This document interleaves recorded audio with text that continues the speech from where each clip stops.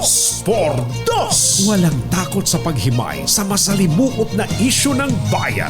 Dos por Dos! Humahataw na mga balita at impormasyon. Dos por Dos! Ating damhin, ating lasapin ang hagupit na Dos por Dos!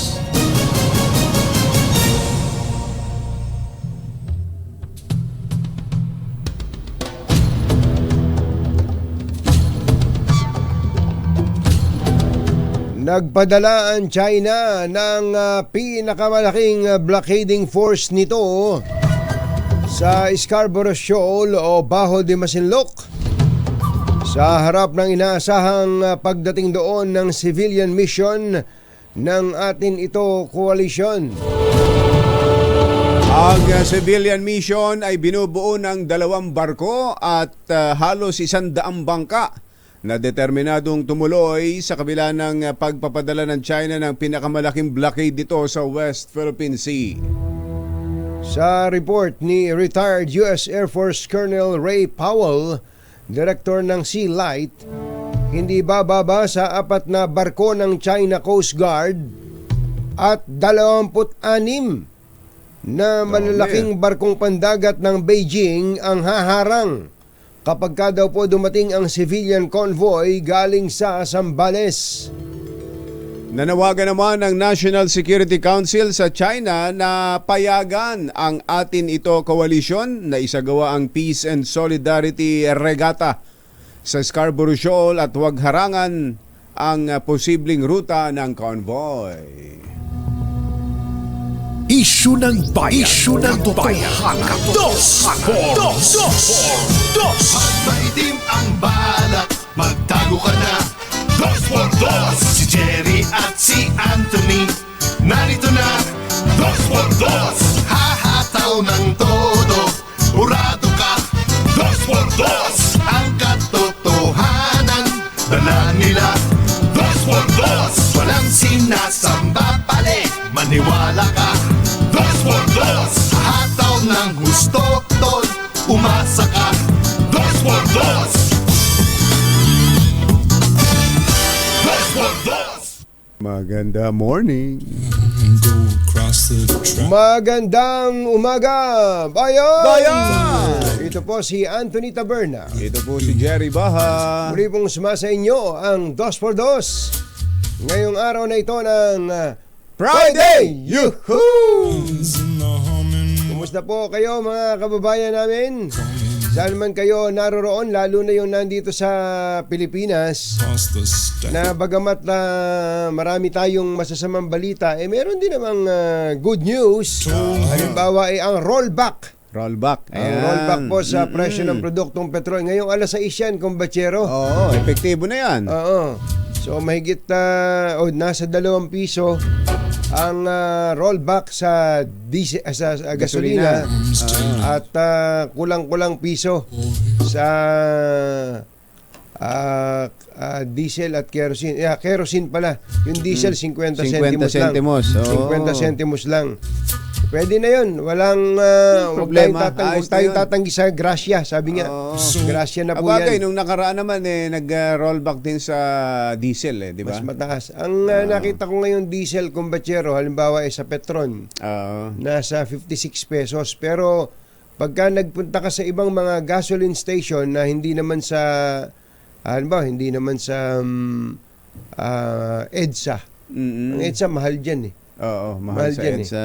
O kaya sa Commonwealth, pumasok-pasok ka ng ibang mga lugar, medyo makakamura-mura. Halimbawa, kumbatsero sa may Philcoa, sa Philcoa yung Petron doon mas mura kaysa doon sa ibang Petron. Ganun ba? Tapos yung Petron dito sa Welcome Rotonda, mas mura din. Wala ka sa lolo ko. Bakit? Yung Petron doon sa Batasan San Mateo Road. Ay, nakita ko yun. Inggit ako doon. Kung gaanong mas mura yung Petron mo dyan sa Philcoa, mas lalo yun. Ganun pala. Hindi, totoo yun. Nakita ko ngayon yung Batasan San Mateo. Yun. O pagka papunta ka sa Mateo, gawing kaliwa. Mm-mm. Ayun, ako, mura doon. Mas mura. Parang mas mura na mga 2 piso. piso. Eh. Oo. Kaya ano pa hinihintay nyo kahit hindi kami taga-Petron? Ang ating hinahanap ngayon kung saan makakamura ang ating mga motorista. Yung po, hanapin po ninyo yun. Hindi yung pag magpapakarga kayo, machechempohan nyo pa yung mga, ano ba, sa Makapagal Boulevard. Ay, grabe. Ang mahal ng mga ng bentahan dyan. Ba't nga ba ang Shell, ang laki ng diferensya, ano? Ang Shell. Oo. Pasintabi, pasensya na sa mga taga Shell Philippines. Pero bakit ganun ang diferensya ng presyo nila? Pareho naman sila ng pinagkukuhanan. Pag nagtataas ng sabay-sabay, pareho sila din tinataas. Pag nagbababa, pareho din na ibinababa. Tama yun. Tayo po, nasa atin na lang yun. Nasa sa atin, maghanap po tayo ng mura. At kung meron po kayong mga nakikitang kung saan tayo makakamura, hindi yung nagmumura, ha? Wag yung nagmumurahan sa social media, ha? Grabe. Narinig niyo yung balita kanina sa program ni Kuya Angel, yung ni-report ni sino ba yung nag-report? Si Val Gonzales. 16 anyos. Grabe. Kinasuhan, inaresto dahil sa kung ano-anong mga sinasabi, inilalabas, paninira sa social media. So hindi walang minor pala sa cyber libel. Wala lumilitaw na gano'n kung sino pa siya ng kaso, tapos nag-issue ng warrant of arrest. Inaresto. So yun po, mag-ingat po tayo doon, lalo po sa social media, mga kababayan. Kami hindi naman kami magsasawa ni Combatero sa kasasabi na ang social media ay isang napakagandang bagay na parang biyayang dumating sa ating lahat. Ayan. At ang kalayaan sa pagsasalita, sa pamamahayag, andyan yan, ibinigay sa atin yan. Kaya nga tayo ay isang bansang demokrasya. Yes. Pero kapag ikaw ay magsasalita, lalo na sa sarili mo, bahala ka kung anong gusto mo sabihin sa sarili mo. Halimbawa, kumarap ka sa salamin, sarili ko! Ang pangit mo! Okay yun. Sarili. Pero pag maintindihan ka ng sarili mo maintindihan ka. Sasabihin ng sarili mo na nagsasabi ka ng totoo. Pero pag yan ay sinimulan mo na sabihin sa ibang tao at ipinopost mo sa social media, tanggapin mo ang repercussion. Ang repercussion. Halimbawa, merong nasaktan. Ang consequences ng mga sinasabi mo. Combatero, may nagalit sa sinabi mo. Halimbawa, hindi totoo ang sinabi mo, namulat ka lang. Kaya kapapanood mo ng mga siraulo sa social media, nagaya ka na rin. Tapos nung dinimanda ka, pa-victim ka. Yan. Uwawa naman ako, ba't mo ako inaapi niyo ako? Di ba may press freedom tayo? Hindi pwede. May kalayaan tayo sa pamahayag. Hindi pwede yan. Nasa demokratikong bansa tayo, hindi pwede yan. Yun ang problema sa iba nating kababayan. Pagkatapos mong lumapastangan sa karapatan ng kapwa mo, nung binalikan ka, iiyak-iyak ka. Sisiyap-siyap ka ngayon. Sisiyap-siyap ka. Maraming ganyan ho ngayon Ipinananakot Iba-vlog kita. Iba-vlog kita. Ganun, no? Mga ganun, ha? Gusto mo i-vlog kita? Dati, iraradyo kita. Imimidya kita. Ngayon, ganun na. Iba-vlog kita. Okay, iko-column kita. Iko-column kita. May ganun. Ngayon, iba na. Tama ka, Combatero. Iba-vlog kita. Ipinapanakot na yan. Nako. Ilan na po ang nasampahan ng kasong cyber libel. Ito, hindi naman para sabihin na may maling ginawa si Nay Christy Fermin. Napansin ko. Ogie Diaz. Ogie Diaz, ano? Sunod-sunod po yung mga kasong pinafile ngayon. Hindi po madaling may kaso. Hindi po madaling magkaroon ng kaso, mga kababayan. Kahit sabihin nyo, hindi, cyber libel, 12 anyos lang mong kulong yan eh. O hindi, kahit na sabihin mo hindi ka pa makulong. Hindi ka pa- Wala pa doon sa kulong. Wala pa doon sa hatol sa iyo. Wala po na sa Yun hatol. lang makasampahan ka at kailangan mong puntahan yung nag-subpuena sa iyo Nagsubpuena, na hukuman. Oo. Andito ka sa Metro Manila, kinasuhan ka sa Zamboanga. O sa Basilan kaya. Sa Basilan. Sa Basilan. Oo. Dahil Ng cyber libel. Dahil tama ako dyan, dahil wala namang boundaries yan eh. Oo. Ang social media, pagka napapanood ka limbawa sa Sulu o sa Tawi-Tawi, Oo. may kamag-anak pala doon sa Sulu o Tawi-Tawi, nasaktan doon sa tinira mo o kung ano man sinabi mo. Dinimanda ka doon, nandito ka. Oo. At sinampahan ka ng multiple libel cases. Wala ka nang gagawin kundi humarap sa, piskalya muna. Ubos ang resources mo, ubos ang oras mo, ubos ang panahon mo, Oo. saka harap sa korte. Ang tanong natin ay, kung ba yun, pananakot ba yun? Hindi po. Yan po talaga ang consequence ng ating pong sandata na ibinigay sa atin. Yung pong kalayaan na ibinigay sa atin. Yes, we have freedom of speech, of expression, freedom to assemble, but there is nothing absolute in this world.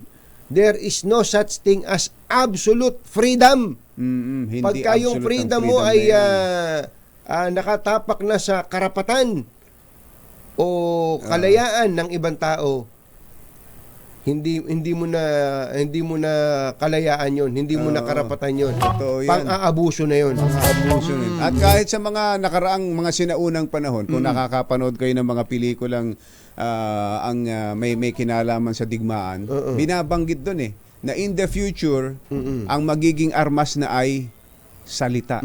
Tama ka. Panulat. Panulat, salita. Salita. Yun ang magiging new sword. Kung dati mga espadahan ang naglalabanan sa giyera. O baril. Darating ang panahon na ang sandata ay magiging yung pagsasalita, pagsusulat. Yan ang nangyayari Yan ang ngayon. nangyayari ngayon.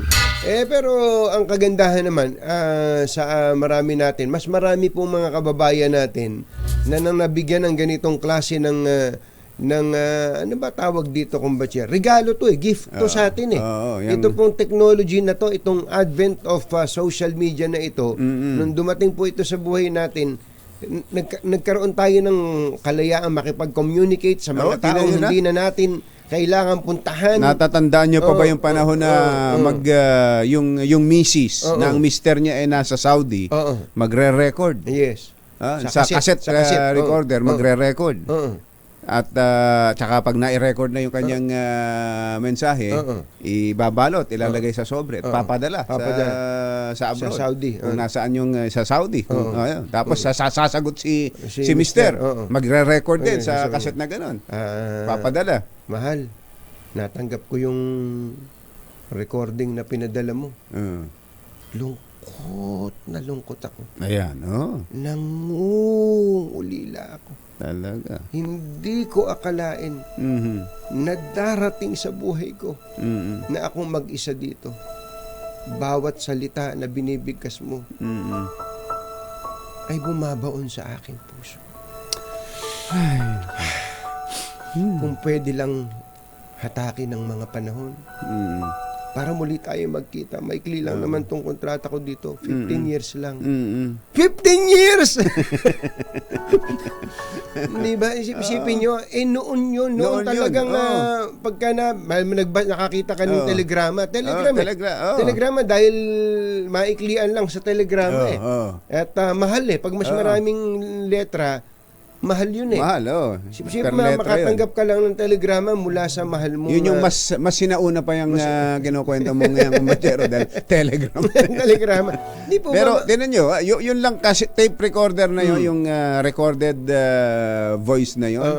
Kung tinan nyo kung ilang araw o linggo bago makarating doon. So, magre-reply siya, si Mister, maghintay ng another ilang week or araw two. o linggo. Para makarating. Ngayon, instant. dati dumating pa ang pagkakataon na may tawag. May tawag. May mga libreng tawag na binibigay sa kanila. Ngayon, talagang face-to-face na magkakausap. Totoo, kumbachero. Kaya nga hindi na namimiss ang isa't isa. Wala na. Ilang taon ka na ba dyan? 5 years na eh. Ba't hindi ka na umuwi? Nagkakausap naman kami. Tama, kumbachero. Nagkaka-video call naman kami. Yun. Yan mismo yung kinuwento sa akin ng OFW na nakausap ko kahapon. Tinan mo na, Oo, gano'n? yan mismo, kumbachero. Sabi niya, sabi ko, paano nyo, ano ang pakiramdam? Gusto ko sanang paluhain Patutugtugan mo sana ng Patutugtugan mo sana music ganito. na yan. Gaano ho kahirap na Ah. malayo kayo sa piling ng inyong asawa? Wala na ang problema dahil araw-araw naman kami nagkakausap. Sabi ko, Tawag nga ng tawag, naiinis ako eh. ganon po kaganda itong binigay sa ating regalo na to. Huwag po nating nitong abusuhin. Huwag po natin itong sayangin, mga kababayan. Huwag natin itong huwag natin payagang mawala po sa atin yung ganong klase ng kalayaan, dahil lang sa atin. Halimbawa, kung idemanda ka, nung isang taong pinagsalitaan mo ng kung ano, inakusahan mo ng kung ano, nung tinanong ka, saan mo ba narinig? Napanood ko lang doon. Tingnan mo na. Napanood mo lang pala sa isang metoyo, tapos inulit mo. Alam mo bang pag inulit mo ang isang maling bagay o kasinungalingan, Pag nirepost mo, nag-share ka, liable ka na rin sa slander o libel na pwedeng magawa laban sa isang tao. Kaya, ingat po mga kababayan. Sabi nga ni John Lloyd, ingat. Ingat. Merong iba matatapang na wag yung gagayahin. Kasi kaya matapang, wala rito. Wala rito. Nasa ibang bansa. Tapos paninira sa kung kanina sa mga nandito sa Pilipinas. Kasi alam niya, Hindi siya mahahabol. Hindi siya mahahabol. Hindi nga ba mahahabol yun? Mahahabol yan, kumbachero. Yes, it takes time, but the long arms Of the law will eventually catch you. Jerry Baja at Anthony Taberna sa 2x2 sa Beno. DZR. Ang tunggak na oras, 17 minuto na o 18 minuto na makalipas ang ika-6 ng gabi. umaga. ACS Balita. Susunod na! Paracetamol. Kaligtas, walang makakalampas. San mang sulok ng kapuluan, Luzon, Visayas hanggang Kamindalawan. Basta't may balita, ipagwagwagan ng sikat na tagapagbalita. ACS Balita. Kasama ang 2x2 tandem Anthony Taberna at Jerry Baja. ACS Balita. Ang programang ito ay hatid sa inyo ng ACS Manufacturing Corporation, ISO Certified, maker of world-class quality Pride detergent.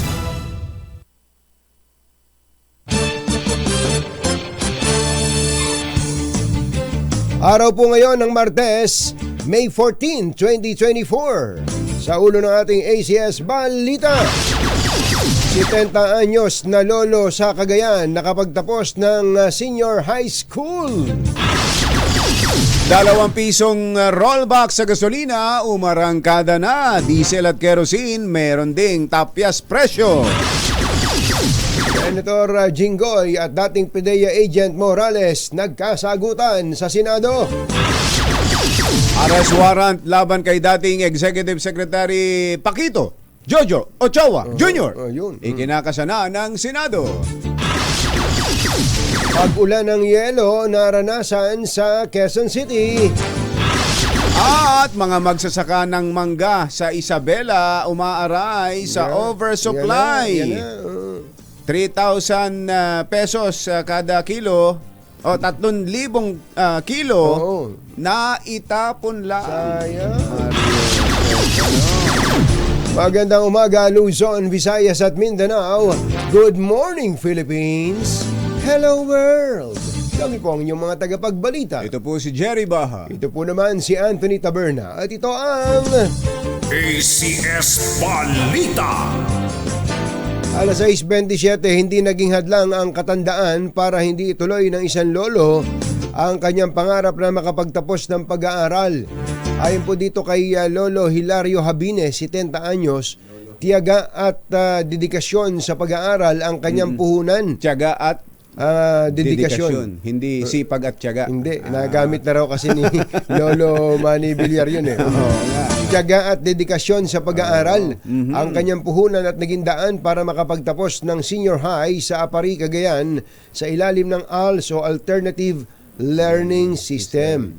Sa kwento po ni Lolo Hilario, kailangan niyang huminto ng pag-aaral dahil sa kahirapan. Ngunit naitaguyod niya ang kanyang pamilya at napag-aral ang 5 anak na lahat ay mga professional na. Uy, tino mo naman yan, ano? Sa kanyang graduation picture, makikita si Lolo Hilario na todo ngiti. Nakataka siyang gumraduate at magmarcha sa Mayo at 30. Ayan, nakasuot pa ng kulay dilaw na polo shirt. Ayun na, yung grad pic yun eh. Yung isa. Ayun, tino mo na. Ano? Ayun. Congratulations sa Lolo Hilario! At sa isa pa nating good news, ito naman ay para sa mga motorista. Umarangkada ng 2 piso kada litrong rollback sa presyo ng gasolina. 85 centavos sa gaas o kerosene, habang 50 centimos naman ang ibinaba ng kada litro ng diesel. Ang rollback ngayong linggo ay maaaring magdulot ng kasiyahan sa mga consumer. Ngunit nagbabala ang industry players na ang financial relief ay maaaring hindi magtagal at magkaroon na ng opposite track sa mga susunod na linggo. Ibig sabihin, tataas na sa mga susunod na linggo. Alas 6:29 na ng umaga, na imbagabigat kada kayo amin na po, agreeing kayo, gising na. Nagkasagutan sa Senado sa Senador Jingo Estrada at dating PIDEA agent Jonathan Morales sa pagdinig ng Senado sa PIDEA leaks. Nag-ugat ito nang ipresenta ni Morales ang CCTV footage kung saan makikitang kasama niya si DOJ Investigation Agent Romeo Enriquez. Naka-speakerphone si Enriquez na noong kausap si dating Napolcom Agent Eric Santiago at sinubukang pigilan daw si Morales na tumistigo sa Senado. Pero nagduda si Estrada na edited ang video dahil may criminal record si Morales, bagay na tila ikinainis ng dating PIDEA agent. Nakangisi si Morales nang sagutin si Estrada na hindi pa napatutunayan ng hukuman ang kanyang kaso, hindi kagaya ng senador na isa ng convicted. Your Honor, ay parang hindi naman po maganda yung sinasabi ni ni Senator Jinggoy Estrada patungkol sa akin. Para namang ako talagang hinuhusugahan, ako'y may kaso pa lang at hindi pa napapatunayan sa hukuman. Hindi kagaya po ang ating butihing senador, na-convict na po. Aray ko po. Alam mo, Mr. Morales. Alam mo, Mr. Morales. Senator Jingo, please. Huwag mong pakikalaman yung kaso ko. Problema ko yun. Yung kaso mo ang ayusin mo. Your Honor, ang kaso ko po, Your Honor, hinaharap ko naman po. At ako hindi Order. Please, silence. Order na. Pahing kape. Pakilagyan mo ng Kaki coffee. pakilagyan mo brown sugar. Matindi, ano? Yun. Pero matindi talaga magsalita din to si Morales eh. No? Oo, magaling magsalita. Pagka hindi ka masyadong nag-iisip, mauuto ka din talaga nito eh. Kaya ang tanong ni Senator Bato de la Rosa, hanapin mo nga yung audio na yun. Nagpe-present kasi yung taga-PIDEA. Pinapaliwanag ng taga-PIDEA na yung dokumento ipinapakita ni Morales ay hindi talaga sa PIDEA. So, in other words, peki yun. Sabi ni Bato, ibig mo sabihin, nauto ako ni Morales. Kung ako yung taga-PIDEA, sasabihin ko, opo. Opo. Kaya lang mabait din yung taga-PIDEA. Ang namemeke ng papel, kokopyahin niya talaga mula sa letra, sa font, sa kulay, lahat. Pati sa papel, kokopyahin niya yan. Ang sabi ni Senator Ganon kagagaling ang mga namemeke. Ang sabi ni Senator Bato, totoo to. Dahil sa luma na daw yung papel. But of course, yung lumang papel, madali pong gawing luma yung papel, Senator Bato. Dali na eh. Ewan ko ba kung wala man naman nagsasabi kay Senator Bato na kahit nga si Jose Rizal, yung sinulat ni Jose Rizal, pwede natin ipasirox ngayon kahit hindi naman yun talaga yung original eh. Hindi ba, wala ba nagsasabi kay Senator Bato noon? Pangalawa, may butas daw ng puncher. Kaya daw totoo. Ay, pambihirang pati siya. Anyway, style naman ni Senator Bato yun. At tinanggap naman na natin siya na practical siyang mag-isip. Mula't mula pa. Ang tanong lang, ano bang ending nito? Meron pa yatang susunod na Meron hearing. pa? Oo. Meron pa? Hindi pa yata tapos eh. Hindi pa pala. Dahil eto, susunod na balita. Susunod na balita. Alas 6:33 ang ating oras. Dinurog naman si dating PDEA agent Jonathan Morales sa pagdinig ng Senado kaugnay ng umano'y pre-operation report laban kay Pangulong Bongbong Marcos. Kanina ang dinurog ang nadurog si Senator Jinggoy pero ayon kay PDEA Director General Arturo Cacdac, umamin si Morales sa pagpalsipika ng testimonya at pagtatanim ng ebidensya sa isang operasyon laban sa umano'y Filipino-Chinese drug suspect. Nang tanungin si Morales tungkol sa pahayag ni Cacdac, sumagot siya ng totoo po ang sinasabi ni General. Ayon naman kay PDEA Legal and Prosecution Service Acting Director Francis Del Valle, wala sa National Drug Information System ang pangalang Bongbong Marcos alias Bonget. Sinabi rin ni Senate President Mig Zubiri na walang naipakitang anumang ebidensya si Morales na nagpapatunay sa serye ng kanyang mga akusasyon sa mga pagdinig ng Senado. Alas 6:34 ng umaga, Diyos maray na aga sa Indogabos mga Bicolano, mata na kamo, gising na. Nabawasan ang naramdamang 43 degrees Celsius na heat index o damang init sa Quezon City nang umulan ng yelo sa ilang bahagi nito kahapon ng hapon. Partikular na umulan ng yelo kasabay ang malakas na ulan sa Baler Street, Barangay Paltok, Quezon City. At sa kasagsagan ng malakas na ulan at hangin, bumagsak ang solar street lights na proyekto ng MMDA sa kanto ng EDSA at Quezon Avenue northbound, Barangay West Triangle, pasado alas 3 ng hapon. Dahil dito, nawasak ang isang Fortuner at L300 passenger van at nagtamo ng sugat sa noo ang driver ng van na si Ariel Villasan, Managaytay, 29 anyos, residente ng Diliman, Old Capital Site.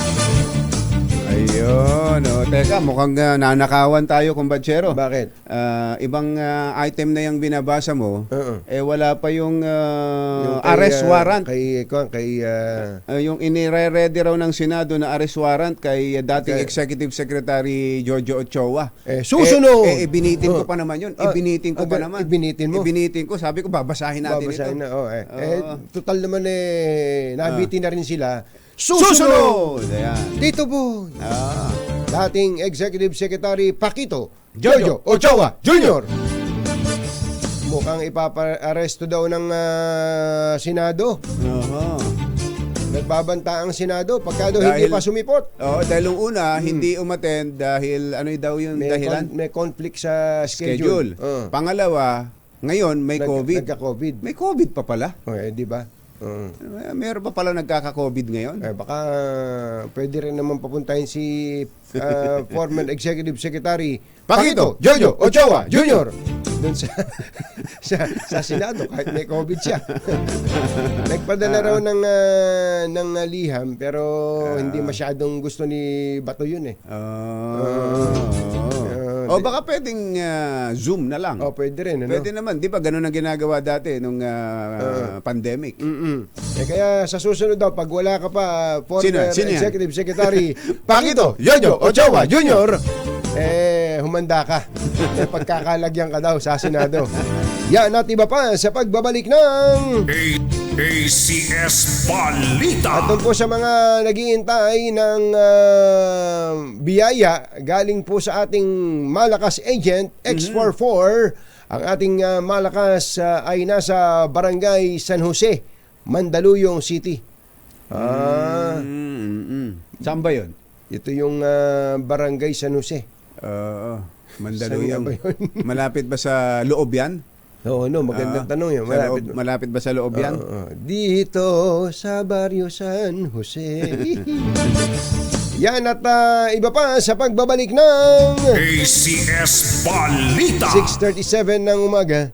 This time check is brought to you. Walang balitang makakaligtas, walang balitang makakalampas, saan mang sulok ng kapuluan. ACS Balita! ACS Balita! Ang programang ito ay hatid sa inyo ng ACS Manufacturing Corporation, ISO Certified, maker ng world-class quality Pride detergent. Hi, hi, hi!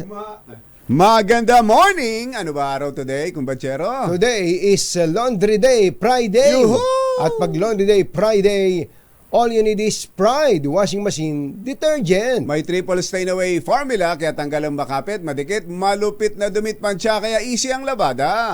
Kaya pala mula noon hanggang ngayon, all you need is Pride. All you need is Pride. ACS. Kasama ang 2x2 tandem Anthony Taberna at Jerry Baja. ACS Balita! Alas 6:43 ng umaga, tuloy ang mga balita dito sa ACS Balita! No show ulit si dating Executive Secretary Pakito Jojo Ochoa Jr. sa pagdinig ng Senado sa PIDEA Leaks. Kung schedule conflict ang excuse ni Ochoa sa unang hearing, positive naman daw sa COVID-19 ang dahilan nito kahapon.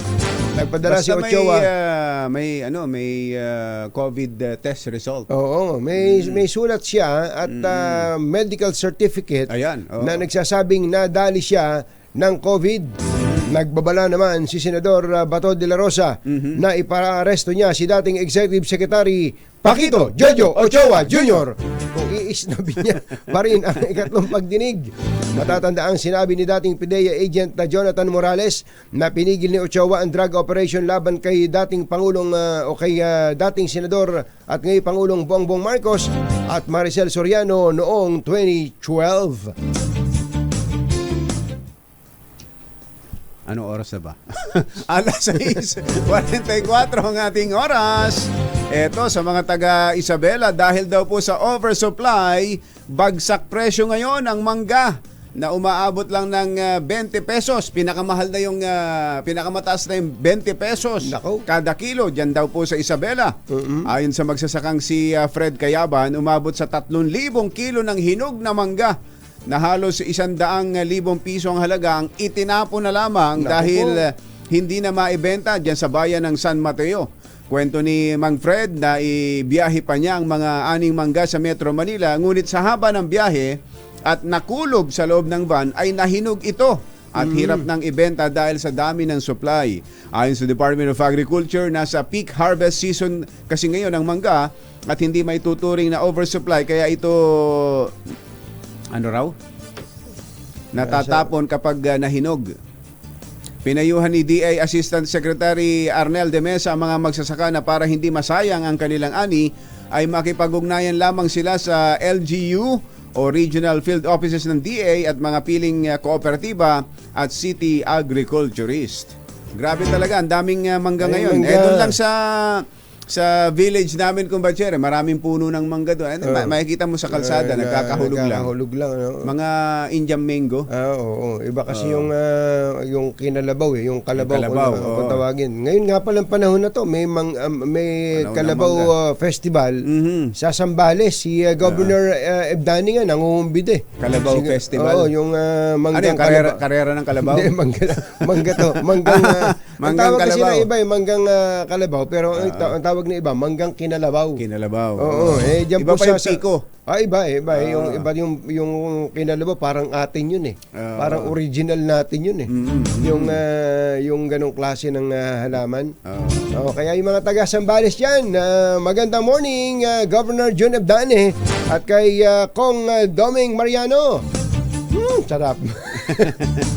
At speaking of mangga, bagsak presyo din daw po ang bentahan ng mangga dyan sa Blumentritt.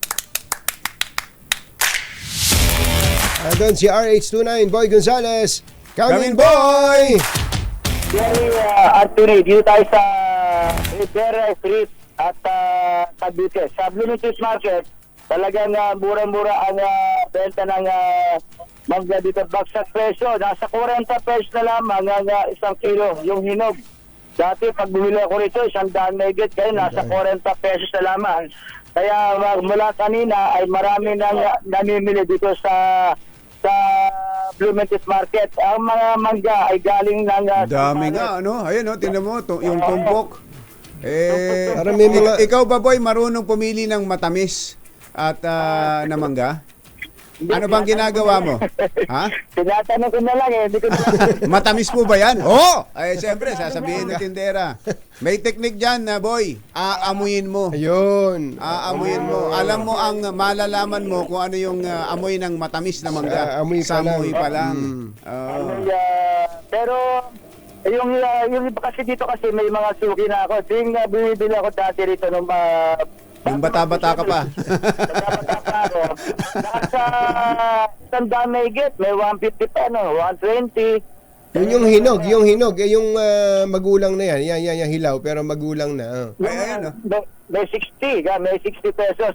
At katabi ko na, si Ate Elaine, magkano, bakit mura-mura na marami ba supply?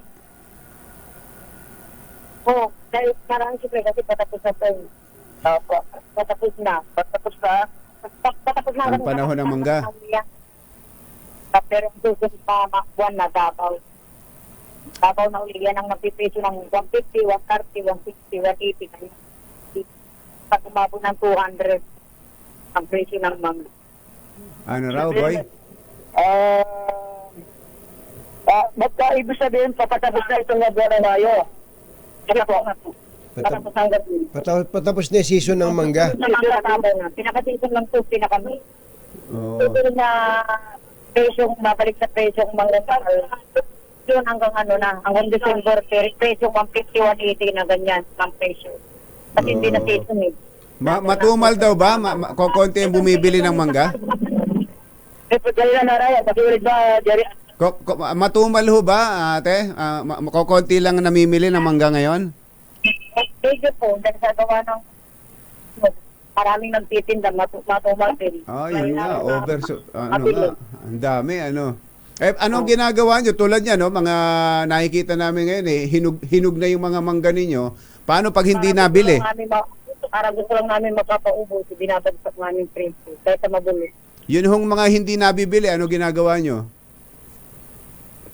Binabagsak namin sa presyo para mabili, para hindi na mabulit. Pabagsak na ng pabagsak. Oo, ganun nga ang nangyayari. Kasi kagawa ng init ng araw. Oo nga. Yun, oo. Init.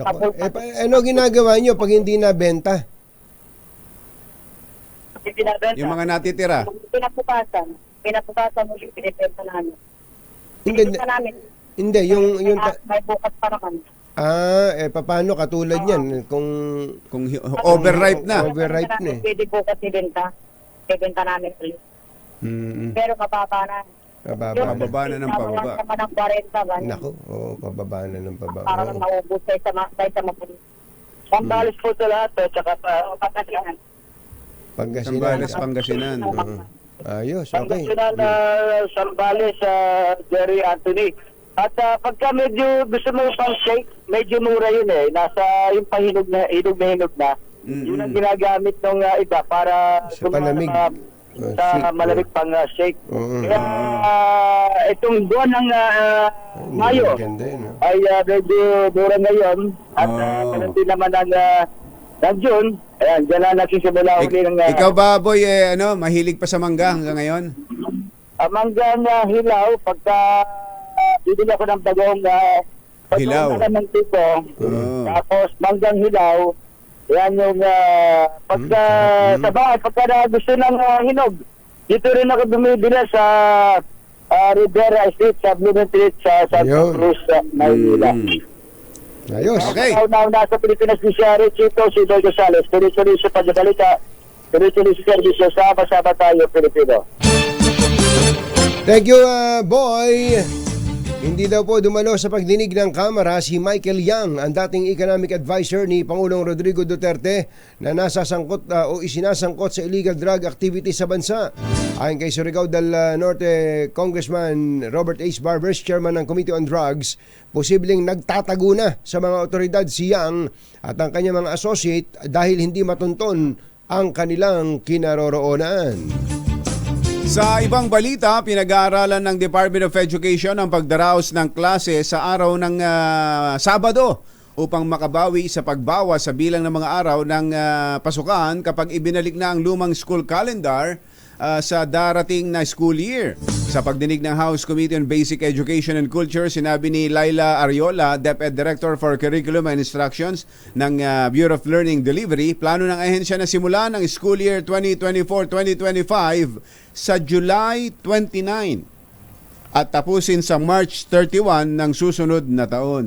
Ayun. Kaya yung mga estudyante ngayon na nag-aalala dahil naririnig nila kung batsero na ibabalik na sa dating school calendar, yung susunod na pasukan, baka daw wala na silang bakasyon. Ngayon pa lang magtatapos, tapos June mag-opening na ng classes. Hindi pala ganoon. Hindi pa. Late pa rin ang pasukan pero tatapusin na maaga. Sa susunod na kumbaga, taon. mag-uumpisa kayo ng July, matatapos ng March. Para sa yung susunod na school year, June na ulit. Yun. So sa susunod na tag-init, bakasyon natin yun. Yun. Nagatid sa kabuuan ng ating ACS Balita, ito po si Anthony Taberna. Ito po si Jerry Baha. Kasama ang 2x2 Tandem Anthony Taberna at Jerry Baha. ACS Balita.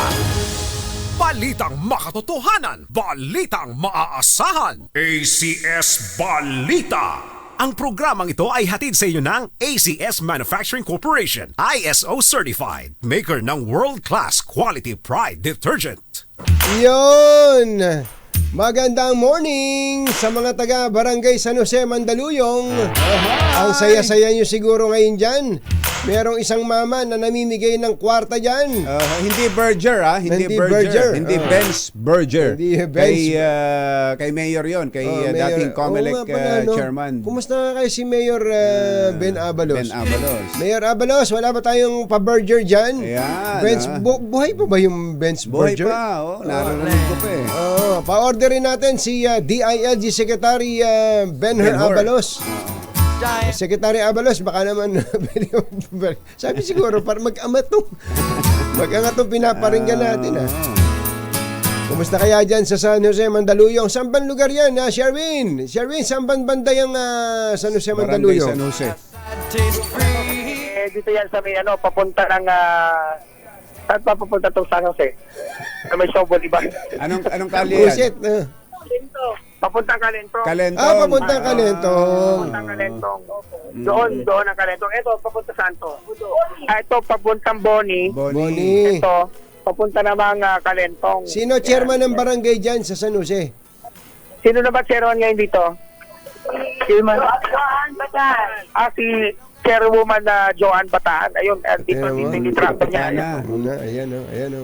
Kita mo naman yung mga konsehalis at saka mga opisyalis ng barangay dito. Dito yung kanilang karatula. Yan. Ayun, nag-freeze. Nag-freeze yung video mo. Nawala. Nag-freeze na? Nakikita natin. Ayun. Joanne Bataan. Ayun. Kumusta ba dyan? Mukhang malinis yung mga kalsada dyan, sa mga eskinita dyan sa barangay. Malinis naman, dito kaso maalikabok tong kotse. Yung kotse lang maalikabok. Pero maayos, malinis dito sa barangay San Jose. At masarap din yung mga agahan. So kanina pinakikita ko mga kaldero. Yan, natatanggal natin mga takip dito dahil dito ay almusalan. Almusalan. Anong almusal ito Pakita nyo naman yan, palabo. Carbonara, paubos na. Kalomi. Carbonara niyan. Ang daming mauulam dito. Pero sa lower ground floor, kasi nandito tayo sa may lower ground. Pupunta naman tayo sa lower ground floor. Lower ground floor. May lower ground floor dito. Ayan, nasa 6 feet under the ground na tayo. Buset. Ayan. Malakas ang nanonood ng TV. Ayun. PCRH, Tatay, pangalan niyo po? Boyet Percuera. Tatay Boyet, palagi kayo nakatune in sa DCRH. Ha? Opo. Lagi kami nanonood sa DCRH. parang announcer ting-tong si tatay. Ganda ng Oo, boses, ganda ng boses, Ganda ng ah. boses ni tatay, ah. Ano ba si Matt Monroe? Hindi, Boyet Corcuera. Pero ang boses niya parang Matt Monroe, yung buong buo. Kumakanta ho ba kayo? Hindi. Parang nag-isip pa eh. Nag-isip, kumakanta yan. Nahihiya lang, nahihiya. Kumakanta ko. Sabi, and now, And now, The end is near. So I pay Oh. the Ayun. final curtain. Oh, tinan mo na, kumakanta talaga eh. pero medyo tapusin mo na si Erwin kasi marami nasasaktan niya sa kantan na yan. Eh. tatay, dito kayo. Wala yung signal natin yan. Tatay, palagi kayo naka-joining sa DCR. Sino paborito yung announcer tuwing umaga? Anthony Taberna at Sino? Jerry. Dito tayo pakit tayo ulit sa upper ground floor. Kasi mahina ang signal sa lower ground floor. Yan ha. Pakit muna tayo. Ano ba yan? Cable daw ba yan, Sherwin? Ano pinapanood nyo? Cable o internet po? Internet. Internet. Sa YouTube. Nag-ano kayo sa YouTube? Sa YouTube po. Sa YouTube nanonood. Dahil palagi kayo nakatutok sa DCRH at palagi kayo nanonood kay Anthony at kay Jerry Baha ng Dos por dos. Dos por dos. Ito meron kayong 1,000 pesos. Thank you. At ayawakan mo sa iyo. Thank you. Tapos dahil napakagwapo ng boses mo, lalo ka namin pagpapagwapuhin kapag sinot mo ang DCRH t-shirt. Thank you. At syempre, mas nasaya ka pa dahil meron kang grocery bag mula sa DCRH. Yun. Talaga Yun. naman. Dos por dos. Maraming salamat po sa dos por dos. Laglag. Alam mo, magaan lang tatay ha. Wala pang Pasko, may regalo na. Wala pang Pasko, may regalo na. Iba sa DCRH. Oo. Dahil sa inyong patuloy na panonood at pakikinig 85 years na yan. Ano? Kita ba?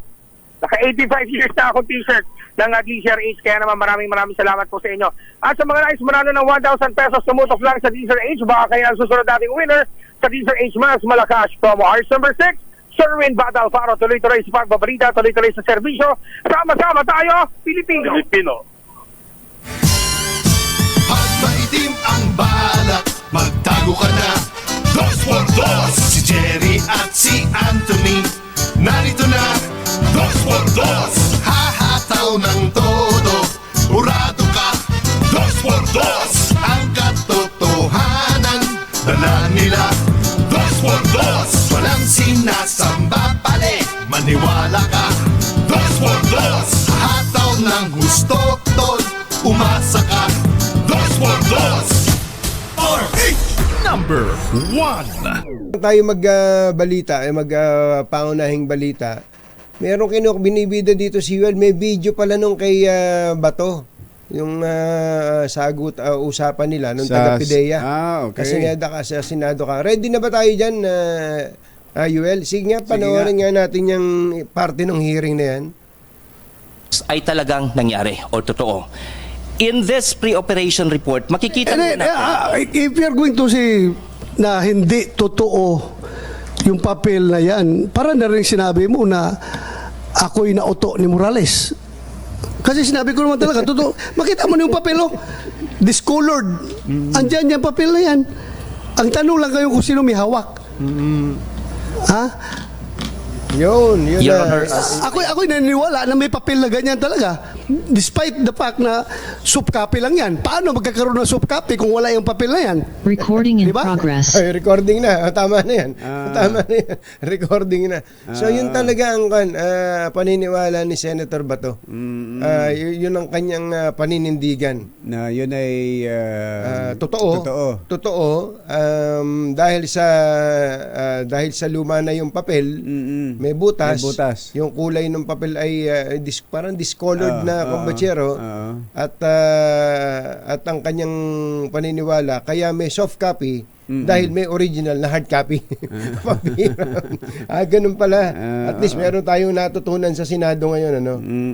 Ano yun? Hindi nyo maisip. Kauna-unahan sa Pilipinas. Manila Broadcasting Company. DZRH, member, kapisanan ng mga broadcaster ng Pilipinas. Member KBP. Oras! Ay, eksakto, en punto. Kuyang Engineer Ronald Talens, happy birthday. At birthday din ngayon, kumbachero. Engineer Ronald Talens, wala ba tayo dyan? At isa pa taga Nueva Ecija, si Kuyang Bong Cuevas, ay birthday pala ngayon. Happy birthday. Kuya Bong Cuevas, happy birthday. At si Dr. Maybel Season dyan sa Caloocan. Sa Caloocan, yung birthday din. Health Department Head ng Caloocan. Happy birthday, Dr. Maybel. Si Jay Gomez dyan sa London. Dyan sa London. Ang Mr. Philippines. Ang Mr. Philippines sa London ay nagbe-birthday din. Happy birthday sa lahat ng mga nagbe-birthday. Happy birthday. Oras po natin, Engineer Tony Nanggel, 7:12 ng umaga. Balitang bagong-bago. Balitang dapat alam mo. Balitang magdadagdag ng talino. Dahil bagong impormasyon, makibalita. Unang-una sa DZRH. Pangunahing balita. Kasama ang 2x2 tandem nina Anthony Taberna at Jerry Paha. Araw po ngayon ng Martes, 14 ng Mayo 2024, sa ulo ng ating mga paunahing balita. Kredibilidad ni dating PIDEA agent Jonathan Morales durog sa Senado, binansagang STL.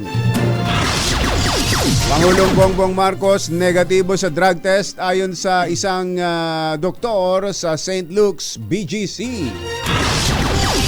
Atin ito, coalition, hindi nagpasindak sa malaking pwersa na ipinadala ng China sa West Philippine Sea. Saturday classes, planong ipatupad ng DepEd. Bagong silang na sanggol natagpuan sa isang septic tank. At selosong mister, binurdahan nagsaksak ng live-in partner habang natutulog. Magandang umaga, Luzon, Visayas at Mindanao. Good morning, Philippines. Hello, world. Kami po ang inyong mga tagapagbalita. Ito po si Jerry Baha. Ito po naman si Anthony Taberna. At ito ang...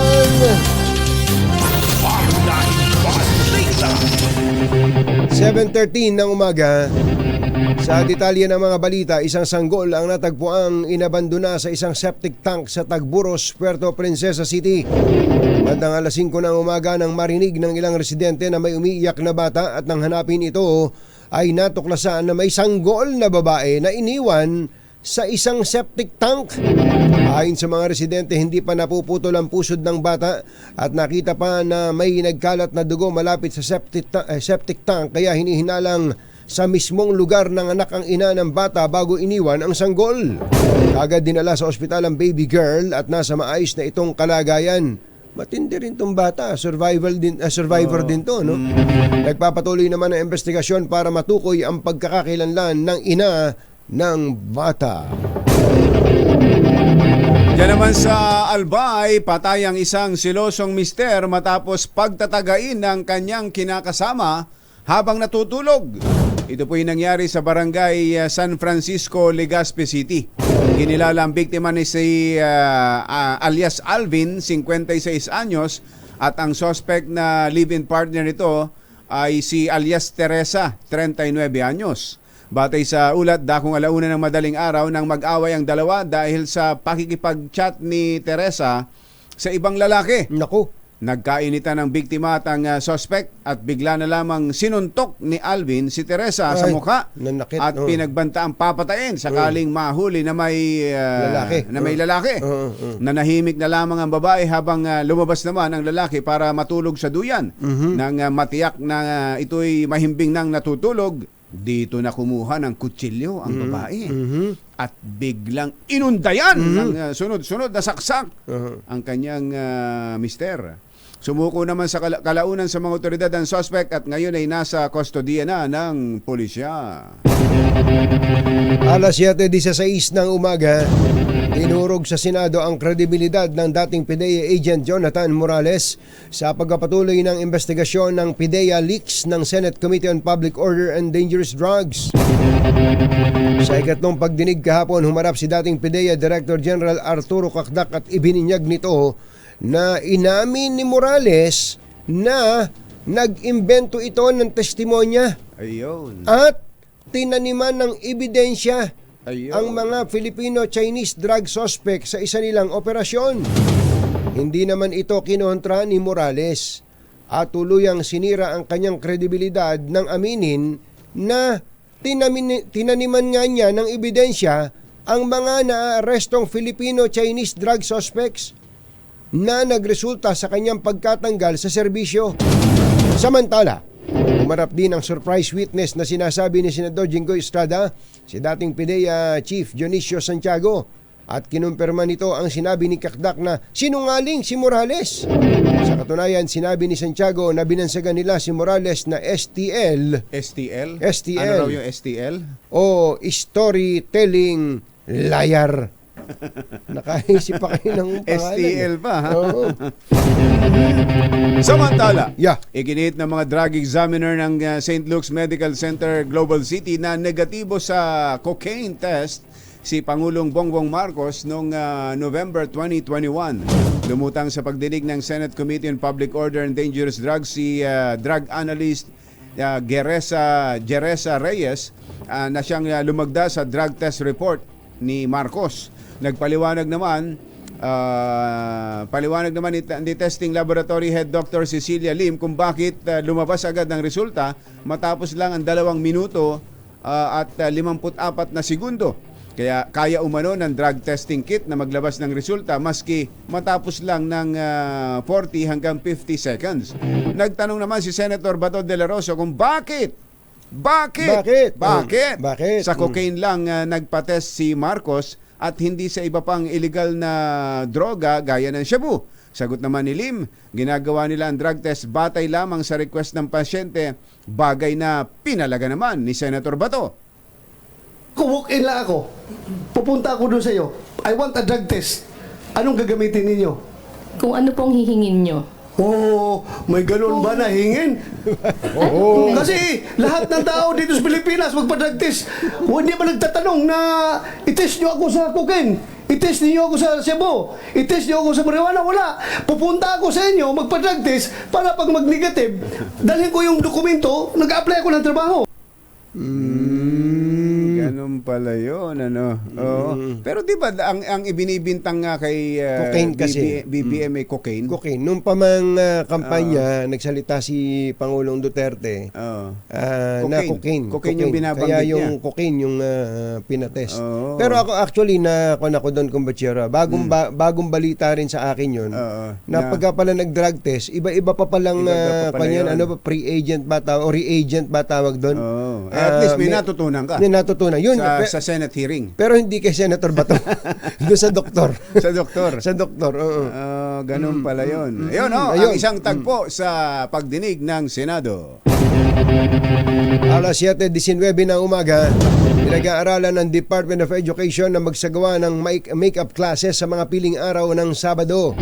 Layo nitong matugunan ang namumurong kakulangan sa araw ng klase sa pagtatapos ng school year 2024-2025.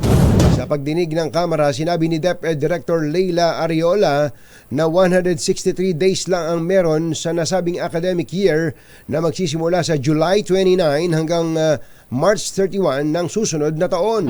Upang maabutan niya ang minamandatong 180 school days, dapat ay magsagawa ng klase tuwing Sabado, pero kukonsulta muna ang DepEd sa mga stakeholders nito. Alas 7:20 ang ating oras, tuloy at wala nang atrasan ng paglalayag ng atin ito coalition patungo sa Scarborough Shoal sa kabila ng pagdedeploy ng China ng malaking pwersa doon. Layunin ng civilian convoy na magdadala ng pagkain at fuel sa mga maing isda sa Baho de Masinloc na nasa loob ng exclusive economic zone ng Pilipinas. Ito ang ikalawang pagkakataon na maglalayag ang atin ito coalition patungong Scarborough Shoal upang igit ang karapatan ng mga Pilipino sa soberenya ng bansa. Susunod! Tito Boy!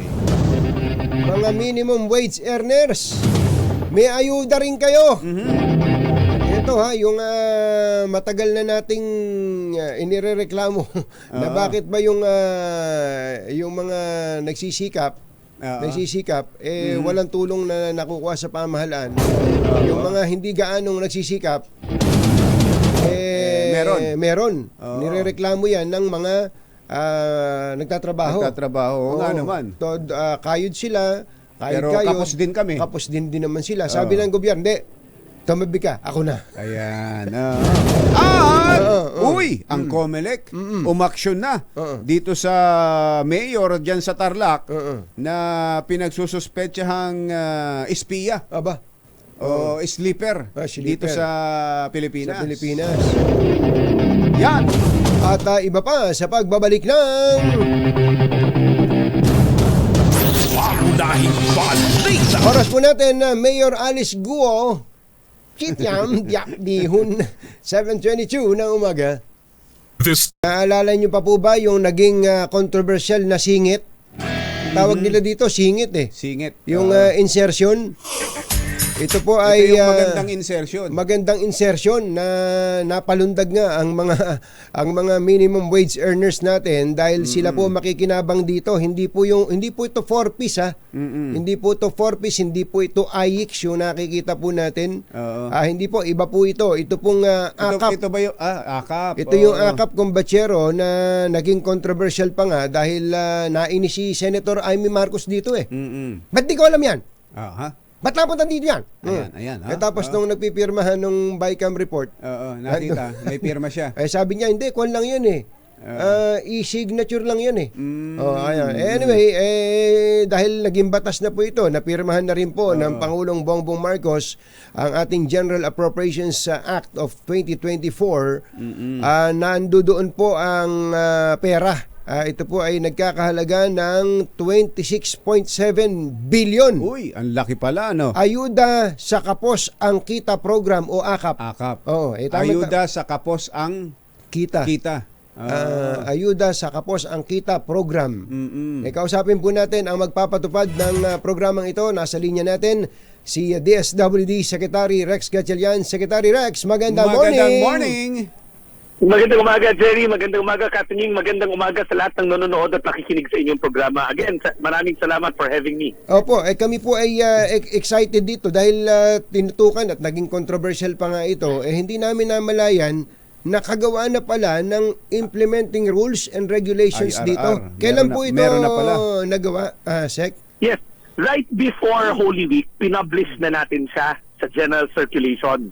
So mga sometime April 26, kung hindi ang nagkakamali ang memorya ko, yung publication date niya. So it's now open to the public at nasa webpage na rin namin yan nung na-publish yung guidelines natin. DSWD din po ang magbibigay nito, Secretary. Katunying, Jerry, matagdan ko lang, nung hearing, di ba, the last day ng Congress bago nag-Holy Week, nagkaroon ng hearing, natanong ako dyan ni Congressman Secretary Erwin Tulfo, kung nasaan na tayo sa proseso. Sabi nga namin, at that point in time, nakapublish na. So, it will take effect after publication. So, nag-take effect na siya. Pero Jerry, Anthony, gusto ko lang ginawin wala pa tayong na-disperse. Ulitin ko ulit yun. Na-publish man yung guidelines, makailan like before Holy Week, siyempre pinupulido pa natin yung rollout para hindi magkagulo. Natin maayos na maayos. So sa mga nakikinig kaagad sa programa nyo, hindi po ibig sabihin na tutumog tayo sa any DSWD office. Huwag muna tayo magpunta.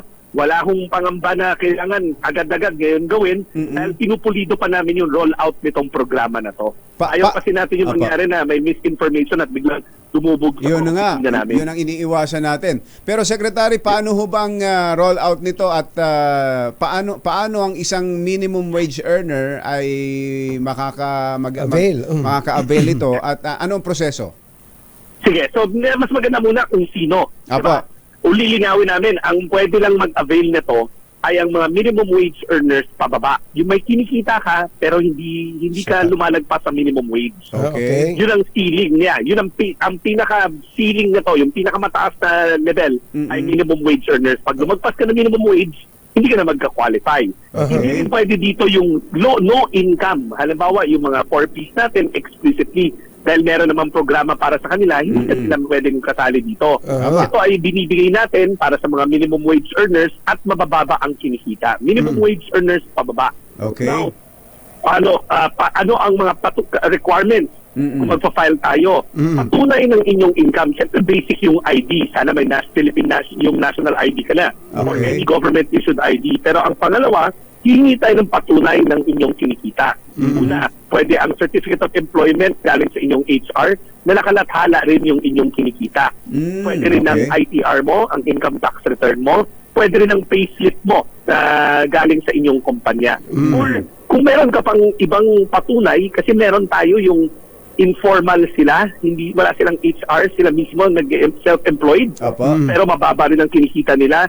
So pwede ka kumuha doon sa barangay nyo yung tinatawag yung small enterprise na permit or yung certification. Pwede rin yun.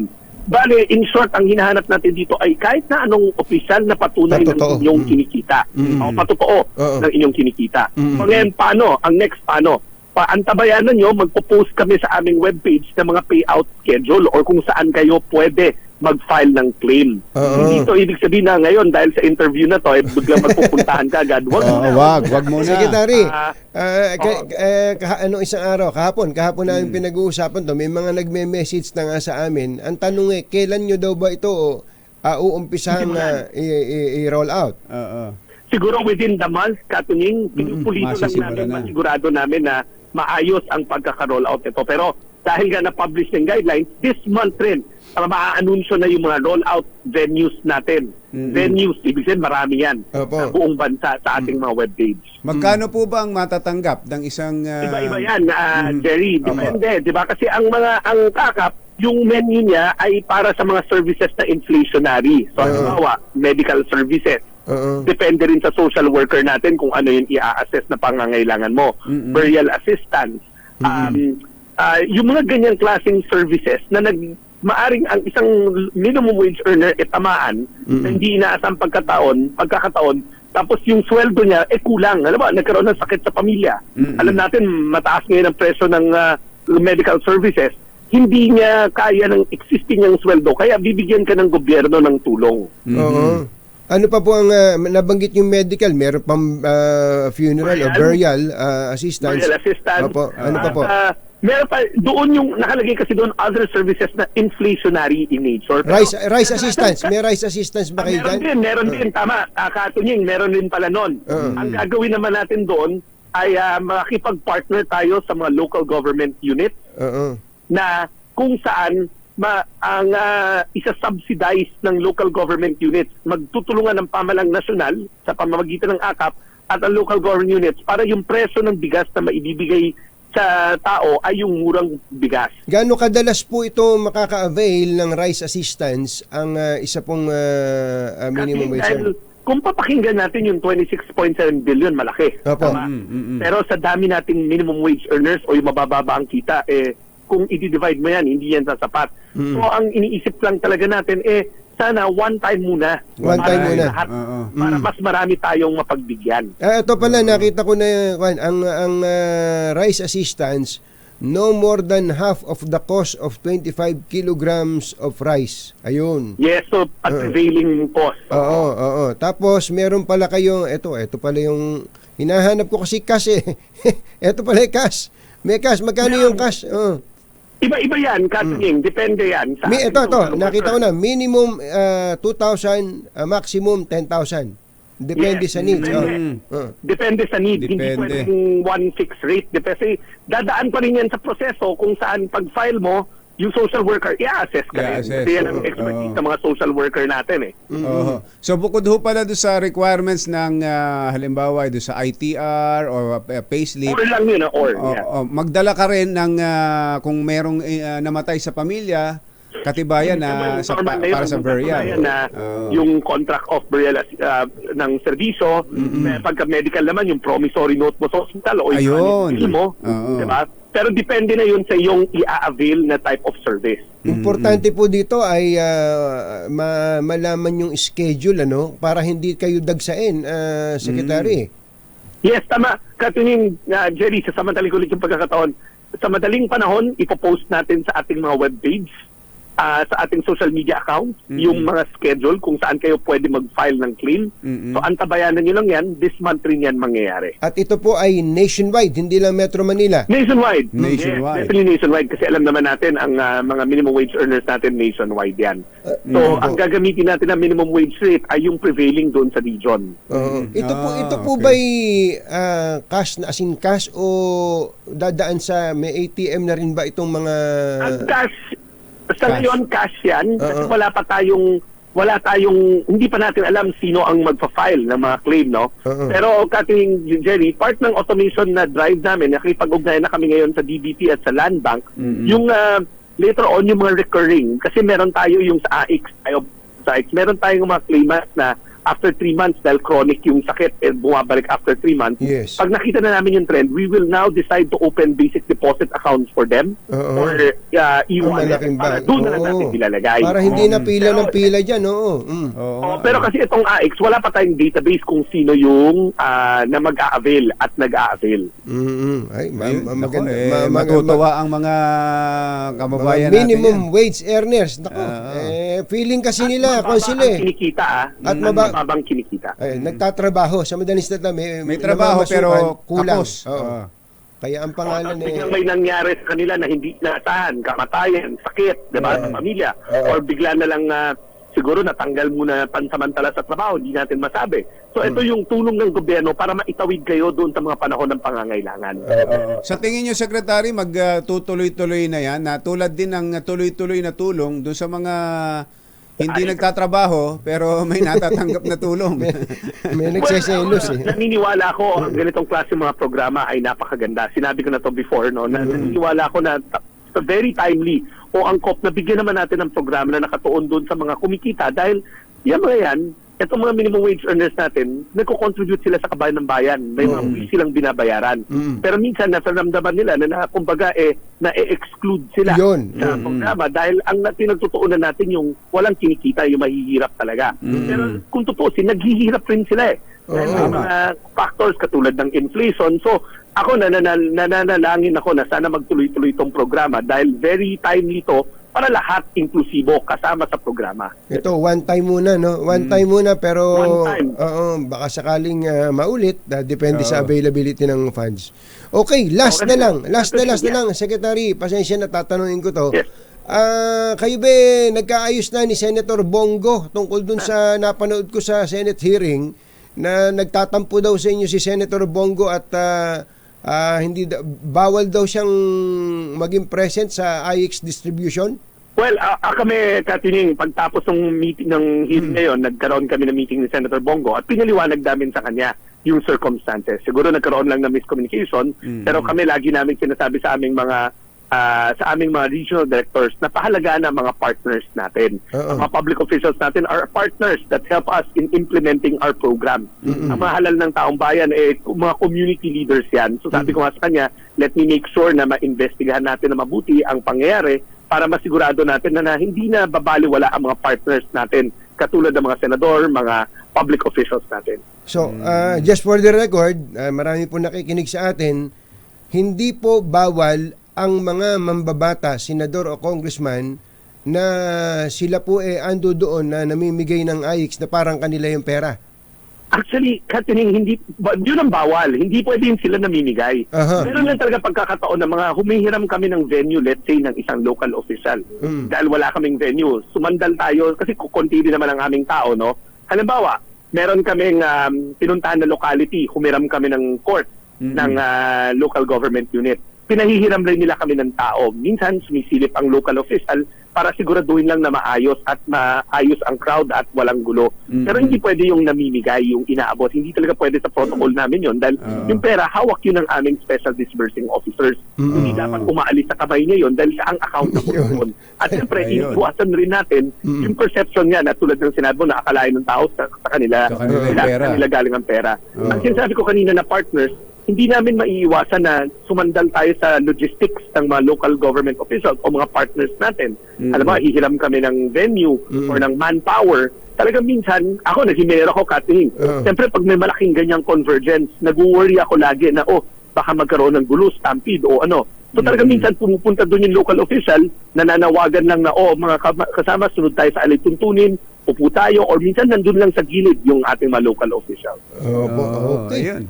Secretary, salamat po sa clarification. At salamat din sa good news sa ating pong mga kababayan. Mabuhay po kayo. Magandang umaga po. Kathleen, maraming salamat. Jerry, maraming salamat. Magandang umaga. Anthony Taberna at Jerry Baha, DZRH. Ang mayor, governor, dahil sa logistics sa area, diba, sa Pampanga pupunta, siyempre, dapat tumulong naman din yung governor o yung mayor ng particular na bayan kung saan mamumudmod. Yung congressman, tsaka senador. Ako nga. Ano bang maitutulong? Aangkinin niya yung AIX. Akin to ha. Nakita nyo ha, tinulungan ko kayo. Nung nangangailangan, tinulungan ko kayo. Nakita nyo yung picture na to. Inaabot ko sa ito. Talagang, ang totoo nun diretsahang usapan. Kung nandun man sila, kung talagang gusto nilang umepal dun, dapat klaro na sila observer lang dun o nakikiusyoso lang dun. Pero yung parang palitawin na sila may-ari ng pera, hindi po talaga maganda sa panlasa. Hindi po sa inyo yung ipinamimigay. Hindi po sa inyo. Hindi yung lalagyan pa ng tarpaulin na gano'n na senator ganito, namimigay ng AIX, abit talaga. Susunod! Tito Boy! Sino itong comedian actress na humihingi daw po ng tawad sa mga binastos niyang pulis dun sa Makati? Yan ba yung bata dati? Makakapasok na kaya ito ngayon? Yan at iba pa sa pagbabalik ng Pangunahing Balita. 7:43. This time check is brought Mga nangunguna at mga bagong balita sa DZRH. Pangunahing Balita. Pangunahing Balita sa Showbiz. Magandang dilag. Ay, standby lang 27 Noche Kakas. At kay RH5 Val Gonzales, unahin lang natin yung mas matanda dahil 24 hours nang naka-standby ito. Tsaka si Tita Aster. Tita Aster Tita Aster, happy birthday. Hindi, ang weekend nasa kwan ako eh. Kaya nga, nasisita tayo ni Tita Aster. Pasensya na, Tita Aster. Pero happy birthday pa rin sa inyo. Ayan. Kasi yung merong lagi daw taga-subaybay natin ito sina Nanay Susan at Tatay Eugene Delarmente na nagdiriwang ng kanilang 50th wedding anniversary. Happy golden ito, birthday po. Happy anniversary. Pag 50 golden. Ayan, golden anniversary. Nakakaaliw yung mga ganyan umaabot ng ganyang kahaba ang panahon ng pagsasama at matamis na nagmamahalan. At magandang morning din pala at happy birthday kay Kuyang Apollo Alfaro. Binabati ka ng iyong napakagandang misis si ating Irene Messina. Iyon. At magandang umaga at happy birthday muli kay Engineer Kuyang Ronald Amang Talents ng San Mariano, San Antonio, Nueva Ecija. Engineer Amang. Ayan. Amang, may Amang disenyo, di ba? Yun si panganay namin kapatid, si Ferdi. Kuya Ferdi, ano? At magandang umaga rin kay RD Ronald Chan na napakadaming RD. kwento. Daming kwento. Ang sarap bumangka nitong mama na to. Kaya no? tuwan-tuwa ang mga mga barangay kapitan at kagawad diyan sa Quezon kapag sinimulan ng kwentuhan ni RD, inaabot ng madaling araw Matindi. Oy, ang mga maniniyot diyan sa CPD at MPD Press Corps, magandang umaga yan sa inyo. Nakatutok daw lagi sina Roy Domingo, Mark Balmores, si Rene Dilan, sabi ni Mon Samson. Ayun, good morning! At narito na, sino nga ba itong comedian na to na ngayon lang daw humingi ng tawad sa ginawang pambabastos sa isang pulis at isang lalaki sa Makati? Sinets Itay? Sinets Itay? Alamin nga natin ang latest showbiz update mula kay Tita Morley Alinio. Magandang morning, Morley! Yes! Wala ba? Pambirang haba pa naman ang intro namin. O sige, bukas yes! na. Nagloloko na naman ang bang telepono ni Morley. Pambira, di na naman nakapagbayad. Happy birthday din pala sa kay Attorney Romeo Pagaliluan ng GSIS at kay Boss Chief Attorney Arnel Alhambra. Binabati po kayo ni General James Brillantes. Anthony Taberna at Jerry Baha, DZRH, pangunahing balita Metro Manila ngayon. Narito na sila. Nahin natin si RH27 na nandyan na yata sa Maynila ba to? Sa Maynila ba to i-deport? Meron daw pong humigit kumulang 170 mga Chinese na kasama sa mga ni-raid dun sa Pogo Hub sa kay Mayor. Kay Mayor Alice Guo. Alice Guo. Ang sabi nga pala ni COMELEC Chairman George Garcia dyan, maaari daw maghain ng co-warrant of petition laban kay Mayor Guo ang sino man sa anumang korte para questionin ang kanyang nationality. Gano'n. At para malaman din kung ito'y naghain ng mga palsipikadong dokumento para sa kanyang pagtakbong alkalde. Chairman, pwede rin ba yan sa isang senador saka isang congressman? Hindi binanggit ni Chairman. Yan ang sinasabi ko sa inyo sa COMELEC Pagka mayor, pwede. Sa senador saka sa congressman na may problema rin sa nationality. Sa HRET at sa hindi namin yan, hindi namin yan. Mga ganun yan ang problema sa COMELEC May tinitingnan. May tinititigan. Ano? Alamin natin ang update mula kay RH27 Noche Kakas. Kami, Noche! Kagiro ta Katunying, dumating na dito sa Ninoy Aquino International Airport, Terminal 1. Itong 167 Pogo workers na nakatakdang i-deport ngayon ng umaga pabalik sa kanilang bansa sa Shanghai, China. At kaugnay nito, katabi natin ang Presidential Anti-Organized Crime Commission Undersecretary na si Gilbert Cruz. Live tayo sa DCRH Worldwide with Jerry at Katunying sa Dos Portos sa DCRH. Good morning. Good morning po, sir. Jerry. Good morning po, sir. Nakikinig at nanonood po ng programa natin. Magandang umaga po din yung lahat. Magandang umaga po. 167 to. Sir, ilang babae, ilang lalaki? Hindi ko pa po nakuha yung kung ilang babae. Pero 167 ito, Katunying, Jerry. Ito po ay pangatlong batch na natin na pinadedeport. May nauna po tayo na pinadeport po na 14 na Malaysian. Meron po tayong 45 na Vietnamese na pinadeport na rin po. At ngayon po yung 167. Meron po tayong susunod, yung ika-4 po na batch natin na 44 naman po ito ng mga Chinese national. I-deport sila dahil overstaying, illegal alien, ganun po ba, Yusek? Opo, sila po ay i-deport dahil po number 1 po yung violation po ng condition ng stay nila. Wala po kasi mga present sa mga pasaporte, wala po pina-present sa mga dokumento. Nung sila po ay mahuli po dito sa Scam Hub, dito po sa Banbantabla. Opo. Ay, paano nakarating kung walang mga pasaporte yan? Paano nakapasok dito? Yun ang tinatanong namin kasi alam nyo ang Katunying, Jerry. number one pong ginagawa kasi ng mga ito is pinapatago nila o pinukuha ng mga boss supervisors nila, yung mga passengers nila. At pag nahuli na po sila, yun lang po, saka pa lang nila nilalabas. Boss, itong pagkakataon na to, talagang hindi talaga sila naglabas ng mga passports nila. So, yun o ang naging violation nila, kung hindi nila nagpapakita ng mga dokumento nila, kaya ako kinonsider sila as anti-sign of alien. SOP ba yan, Yusek, na sila'y nakagapos kapag dadali na ganyan? Opo, isang eroplano lang po kasi sila at siyempre, just to make sure na hindi po sila magwawala o manggugulo habang nasa area po yung eroplano. Ito po isa sa mga precautions na ginagawa po. Pagka po ba ganyan, may escort sila galing sa PAOK?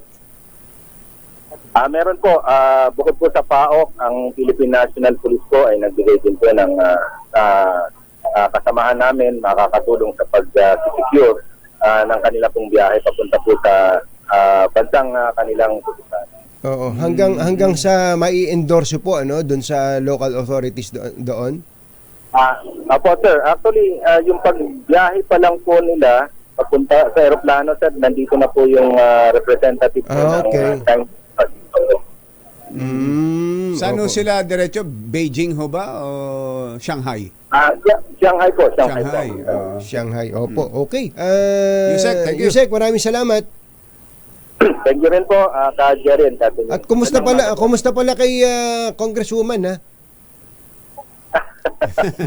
Opo. Congresswoman Mayor, kumusta po? Opo. Congresswoman Mayor. Opo, salamat po, Yusek. Thank you. Thank you po. Yan, Ka Jerry at Katunying, si Undersecretary Gilbert Cruz ng PAOK. Sa ngayon ay nakapila na itong mga deportee, mga Chinese national, papasok ditong NAIA Terminal 1. Mula sa nanan sa Pilipinas, sa DCRH, ako si Dr. Hasul, tuloy sa pagbabalita, tuloy-tuloy sa serbisyo, tama-tama tayo Pilipino. Humahataw sa komentaryo. 2x2.